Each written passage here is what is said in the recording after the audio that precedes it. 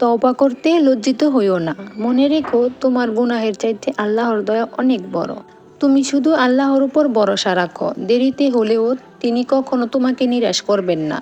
তোমার আঘাতকে কখনো বিফলে যেতে দিবেন না। একদিন ঠিকই তোমার প্রতিটা অশ্রুর বিনিময়ে উত্তম কিছু দান করবেন ইনশাআল্লাহ। আসসালামু আলাইকুম।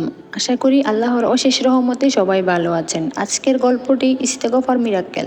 প্রিয় দর্শক, আপনারা চাইলে আপনাদের দোয়া কবুলের গল্প আমার চ্যানেলে শেয়ার করতে পারেন, যাতে আপনার গল্প শুনে অন্য কেউ অনুপ্রাণিত হতে পারে। নিচে কমেন্টে ও ডিসক্রিপশনে আমার ইমেল আইডি ও ইনস্টাগ্রাম দেওয়া আছে। গল্প শুরুর আগে একবার সকলের জন্য দোয়া করে নেই। হে আল্লাহ, ফিলিস্তিনি ভাই বোনদের আপনি হেফাজত করুন। হে আল্লাহ, আমাকে সহ সকল মুমিন মুসলিম ও অবুঝদের আপনি হেদায়েত করুন। হে আল্লাহ, যারা আমার কাছে দোয়া চায়, যারা কষ্টে আছে, যারা তোমার কাছে তাদের প্রিয় জিনিস চায়, তাদেরকে তুমি তা দিয়ে দাও তোমার হাবিবের উসিলায়। হে আল্লাহ, তুমি তো বাদশাহর বাদশাহ, তুমি তো অমুখাপেক্ষী। তুমি সবার দোয়া কবুল করলেও তোমাকে প্রশ্ন করার কেউ নেই, তোমাকে বাধ্য করারও কেউ নেই। আল্লাহ, মেহেরবানি করে সকলের দোয়া কবুল করে নিন আপনার পবিত্রতার উসিলায়। আমিন। এই বোনটি লিখেছেন, আল্লাহর কসম, তুমি যা চাও তাই পাবে, এটা তোমার কাছে আসবে। আমি দুরূদে ইব্রাহিম এবং প্রার্থনায় অবিচল ছিলাম, এবং আল্লাহর কসম, এটি একটি অলৌকিক ঘটনা। আমার বিশ্বাস আল্লাহর সব কিছুর ঊর্ধ্বে। এটা চোখের পলকে ঘটেছে। আল্লাহকে স্মরণ করুন।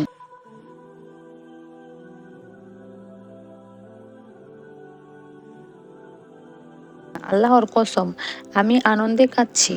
আমি প্রচুর পরিমাণে দুরূদে ইব্রাহিম পাঠ করেছি, এবং আল্লাহ আমাকে এমন সব কিছু দিয়েছেন যা প্রত্যেকে অসম্ভব বলে মনে করেছিল। যদি আমি আপনাকে বলি, আপনি কিভাবে অবাক হবেন, কিন্তু আমি ব্যক্তিগত কারণে এটি শেয়ার করতে পারছি না। আল্লাহর উপর ভরসা করুন এবং আন্তরিকতার সাথে ক্ষমা প্রার্থনা করুন। যারা আল্লাহর সাথে খাটিয়ে, আল্লাহ তাদের প্রতি আন্তরিক। এবার আসি মূল কথায়। আমি একজন ভালো স্বামীর আশা করছিলাম। আমি সারাক্ষণ ইস্তেগফার পড়তে শুরু করি।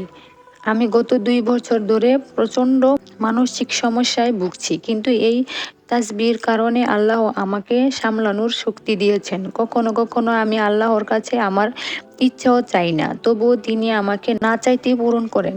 এটি আমার বিশ্বাস বাড়ায় এবং আমাকে অনেক শান্তি দেয়। আমি যেখানে কাজ করতাম সেখানে একটি ছেলে ছিল যাকে সবাই প্রশংসা করছিল, এবং আমি একজন স্বামীর জন্য আশা করছিলাম। কিন্তু আমি শপথ করে বলছি যে সে দেখতে কেমন তা আমি জানতাম না, এবং আমাদের কোনো সম্পর্ক ছিল না। যাই হোক, তিনি সুপরিচিত ছিলেন, এবং আমি ভেবেছিলাম যে তিনি তার আত্মীয়দের একজনকে বিয়ে করবেন। আল্লাহর রহমতে এটা আমাদের জন্য কার্যকর হবে ইনশাআল্লাহ।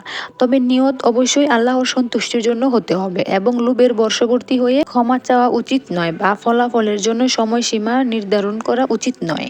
এবং সুবহানাল্লাহ, আমি শপথ করে বলছি, যখন তিনি এসে আমাকে প্রস্তাব দিলেন, তখন আমি 1 মাসও পূর্ণ করিনি। আমি কয়েক মাস ধরে আস্তাগফিরুল্লাহ তাসবিহ পাঠ করছি। আলহামদুলিল্লাহ, কখনো কখনো আমি একদিনে 12,000 পর্যন্ত পৌঁছাই, এবং কমপক্ষে 2,000 আমার জন্য উপকারী। প্রিয় দর্শক, মনে রাখবেন, আমল বা দোয়া যাই করেন, আল্লাহর উপর সবসময় তাওয়াক্কুল রাখতে হবে। তাহলে তাড়াতাড়ি ফল পাবেন ইনশাআল্লাহ।